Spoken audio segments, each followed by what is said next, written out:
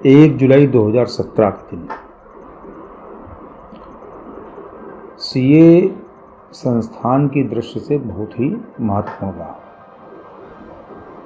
कारण 30 जून की अर्धरात्रि को जब भारतवर्ष में वस्तु एवं सेवा कर यानी जीएसटी लगाने का प्रावधान संसद द्वारा पारित किया गया, उसके बाद पहला कार्यक्रम माननीय प्रधानमंत्री जी का वो सीए संस्थान के स्थापना दिवस 1 जुलाई पर था। उसमें उन्होंने चार्टर्ड अकाउंटेंट्स का इस बात के लिए आह्वान किया कि वो जो है वस्तु एवं सेवा कर के प्रावधानों को जन जन तक पहुंचाने में, समाज में उसके प्रति जागरूकता पैदा करने में हमारा सहयोग करें। लेकिन इसके अलावा 2-3 बिंदु उन्होंने और रखे। उसमें से 1-2 बिंदु जो हैं बहुत ही विवादित हुए। वो था एक तो कि जो उसके पहले नवंबर में 2016 में जो नोटबंदी हुई थी, उसके ऊपर उन्होंने टिप्पणी करते हुए कहा कि उस समय कुछ लोगों के ऑफिस, विशेषकर जैसे उन्होंने सीए लोगों को लगा कि बहुत देर रात तक खुले रहे उस नोटबंदी के दौरान। कुछ लोगों ने अपनी विदेश यात्राएं भी रद्द कर दी थी। मतलब कहने का इंडिकेशन ये था कि इसमें कुछ चार्टर्ड अकाउंटेंट्स लोगों ने नोटबंदी में उन लोगों की मदद की जो कि अपने नोटों को खपाने का गलत काम कर रहे थे। इसकी चार्टर्ड अकाउंटेंट समुदाय में बहुत ही हलचल हुई और उन्होंने बहुत ही, अब उस तरीके से खुलेआम तो कह नहीं सकते थे चूँकि प्रधानमंत्री का वक्तव्य था, लेकिन मन में बहुत ही उनके प्रति कड़वाहट लोगों के मन में आई। तीसरा मुद्दा उन्होंने उठाया कि एक चार्टर्ड अकाउंटेंट के सिग्नेचर जो हैं वो एक प्रधानमंत्री के सिग्नेचर से भी ज़्यादा महत्वपूर्ण है और आप लोग वही को सही करते हैं, इसलिए आप लोगों का महत्व जो है देश की अर्थव्यवस्था में बहुत है। इसके अलावा एक और मुद्दा उन्होंने उठाया, वो ये था कि चार्टर्ड अकाउंटेंट्स की जो डिसिप्लिनरी प्रोसीडिंग है उस पर उन्होंने एक टिप्पणी की कि अब तक इतने वर्षों में केवल इतने ही चार्टर्ड अकाउंटेंट्स को सज़ा दे पाई है ये डिसिप्लिनरी प्रोसीडिंग। इसका मतलब उनका कहने का ये था कि डिसिप्लिनरी प्रोसीडिंग में कहीं न कहीं कोई ऐसी कमी है जिसके कारण से दोषियों को सही ढंग से सज़ा नहीं मिल पा रही है और उसकी वजह से जो ये पूरी व्यवस्था है डिसिप्लिनरी की, इस पर लोगों का अविश्वास हो रहा है। हम चूँकि ये सीरीज जो है कोड ऑफ एथिक्स के ऊपर बना रहे हैं, इसलिए आज हम इस मुद्दे पर आपसे चर्चा करेंगे। स्वागत है मित्रों आपका हमारे YouTube channel a deep dive by Deep Mishra में, और हम चर्चा कर रहे हैं कोड ऑफ एथिक्स के प्रावधानों के बारे में। अभी जैसा कि हमने पहले भूमिका आपको बताई कि 1 जुलाई 2017 को माननीय प्रधानमंत्री जी ने जिन विषयों को उठाया उसमें से एक विषय सीए संस्थान की डिसिप्लिनरी प्रोसीडिंग का भी था। उनके कहने से ये आवाज़ आ रही थी, ये संदेश जा रहा था कि डिसिप्लिनरी प्रोसीडिंग में जो सीए संस्थान है वो कहीं ना कहीं अपने चार्टर्ड अकाउंटेंट्स को बचाने का काम करता है, मतलब कम लोगों को सजाएं देता है। और इसका प्रभाव क्या हुआ कि उसके बाद से सीए संस्थान की डिसिप्लिनरी प्रोसीडिंग में ने इतना ज़्यादा प्रोएक्टिव तरीके से काम करना चालू कर दिया कि वास्तव में जो चार्टर्ड अकाउंटेंट्स जो थे उसमें से, जैसे कहा जाता है गेहूं के साथ में घुन पिसने वाली स्थिति, तो बहुत सारे लोग घुन की तरह पिसे उसमें। अनवरत चलने वाली, लंबी चलने वाली जो डिसिप्लिनरी की प्रक्रिया है उसके लपेटे में आए और उस कारण से उनको बहुत ही मानसिक क्लेश भी सहना पड़ा, बहुत ही आर्थिक क्षति भी उठानी पड़ी, उनकी रातों की नींद हराम हुई। क्यों? क्योंकि चार्टर्ड अकाउंटेंट इंस्टीट्यूट ने अब ये प्रक्रिया बिल्कुल अपना जैसे ली कि अगर कोई एक पोस्ट कार्ड भी लिख के डाल दे किसी सीए के विरुद्ध तो वो उस पर इतनी मतलब गंभीरता से कहें या ये कहें कि बहुत ज़्यादा उसमें वो इन्वॉल्व होके ऐसा लगता था जैसे वो जो है उस इंफॉर्मेशन के केस को बिल्कुल कंप्लेंट की तरह लेके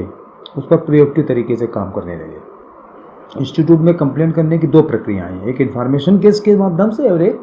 कंप्लेंट केस के माध्यम से। इन्फॉर्मेशन केस के माध्यम से ये होता है कि इंस्टीट्यूट को आप किसी भी तरह की कोई सूचना अगर दे देते हैं तो इंस्टीट्यूट की जिम्मेदारी बन जाती है कि वो उसको एज ए कंप्लेंट अपने यहाँ रजिस्टर्ड करे। लेकिन उसमें केवल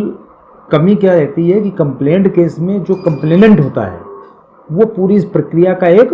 हिस्सा बनता है और वो अपने कंप्लेंट में अपने जो बाद में उसके पास जो प्रूफ है उससे संबंधित तो सारी चीज़ें वो उपलब्ध करा सकता है सीए इंस्टीट्यूट को। लेकिन इन्फॉर्मेशन केस में ये प्रक्रिया नहीं अपनाई जाती है और इन्फॉर्मेशन केस में जो शुरुआती आपने उसको सबूत प्रदान कर दिए हैं उन्हीं के ऊपर उसको इंस्टीट्यूट को पूरी कार्रवाई करनी पड़ती है। मतलब उस केस को बाद में अपग्रेड नहीं किया जा सकता, मतलब उसमें इंफॉर्मेशन को अपग्रेड नहीं किया जा सकता, अपडेट नहीं किया जा सकता है। ये थोड़ा सा माइन्यूट डिफरेंस होता है। लेकिन 1 जुलाई 2017 के बाद से सीए इंस्टीट्यूट किस तरीके से डिसिप्लिनरी प्रोसीडिंग में लगातार काम कर रहा है उसके बारे में पूरा सीए समुदाय तो जानता ही है और बाकी लोग भी जानने लगे कि हाँ सीए इंस्टीट्यूट में इस तरह की डिसिप्लिनरी प्रोसीडिंग बहुत पहले भी होती थी, ऐसा नहीं कि नहीं होती थी, लेकिन पहले एक तो संख्या कम थी, उसके लिहाज से भी देखा जाए तो कम थी एक चीज़। दूसरी चीज़ ये कि पहले डायरेक्टरेट लेवल पर ही इस तरह की व्यवस्था बनाई गई थी कि बहुत सारी जो इररिलेवेंट इन्फॉर्मेशंस वगैरह आ जाती थी उनको वहीं पर छांट के और सी इंस्टीट्यूट ये करता था भाई चलो उनको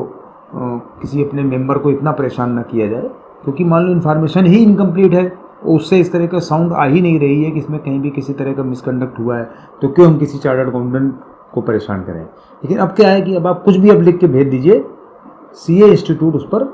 चालू हो जाता है। वो मतलब एक तरह से जैसे एक पार्टी बन के सीए एक चार्टर्ड अकाउंटेंट के विरुद्ध जो है केस चलाने लगता है। ये एक नई खामी तैयार हुई है और उसका खामियाजा भी चार्टर्ड अकाउंटेंट्स को भुगतना पड़ रहा है। तो हमें लगता है कि इसमें थोड़ा सा सुधार करने की ज़रूरत है, कहीं ना कहीं प्रक्रिया में, कहीं ना कहीं पूरी उस प्रोसेस में कुछ ऐसी बिंदु रखे जाएं, कुछ ऐसी व्यवस्थाएं बनाई जाएं जिससे कम से कम जो निर्दोष लोग हैं उन लोगों को उस लंबी प्रक्रिया से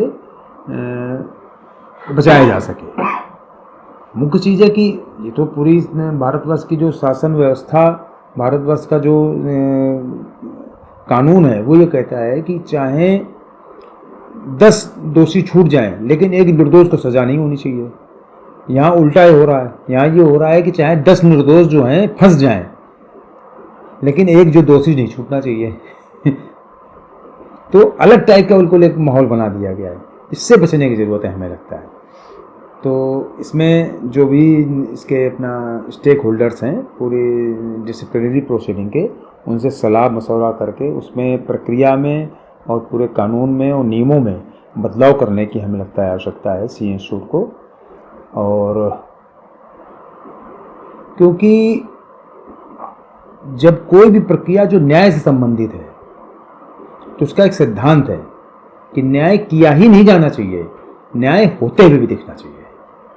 अगर न्याय किया गया और पता लगा देर से किया गया तो भी अन्याय के समान होता है, क्योंकि उतने समय तक तो वो व्यक्ति जो निर्दोष था उसको आपने इतनी ज़्यादा मानसिक प्रताड़ना में, इतने ज़्यादा आर्थिक उलझनों में उसको उलझा दिया कि वो तो उसी में बेचारा उलझा रह गया। तो उससे बचने की ज़रूरत है। मतलब हम ये नहीं कह रहे कि आप किसी को छोड़िए, कोई गलत काम कर रहा है उसको 100% आप सजा दीजिए, मतलब कहीं कोई उसमें किसी तरह का वो करने की जरूरत नहीं है। लेकिन अगर हम प्राइमरी तौर पर इस बात की इंफॉर्मेशन अपने आप को मतलब संतुष्ट कर लें कि हाँ इसमें कहीं ना कहीं मिसकंडक्ट हुआ है या नहीं हुआ है, दोनों चीज़ें अगर क्लियर कर लें तो हमें लगता है कि बहुत सारी समस्याओं से चार्टर्ड अकाउंटेंट्स को बचाया जा सकता है। हम इसमें आगे 1-2 उदाहरण अभी केवल उदाहरण ही देंगे, बाद में कानूनों के बारे में फिर से डिटेल में बात करेंगे कि किस तरीके से हम आपको ये बताएंगे किस तरीके से केवल जरा सी मतलब इन्फॉर्मेशन दे के लोगों ने जो है एक चार्टर्ड अकाउंटेंट की प्रताड़ना की है, और ये एक चार्टर्ड अकाउंटेंट्स की प्रताड़ना करने का एक टूल भी बन गया है डिसिप्लिनरी प्रोसीडिंग। इससे बचने की जरूरत है सी इंस्टीट्यूट को, हमें लग रहा है। तो आगे इस विषय पर हम चर्चा करते हैं कि एक दो आपको उदाहरण देके समझाएंगे कि किस तरीके से उनका उत्पीड़न हुआ है हमारे सीए बंधुओं का, उसके बारे में हम आपसे चर्चा करेंगे। बहुत बहुत धन्यवाद।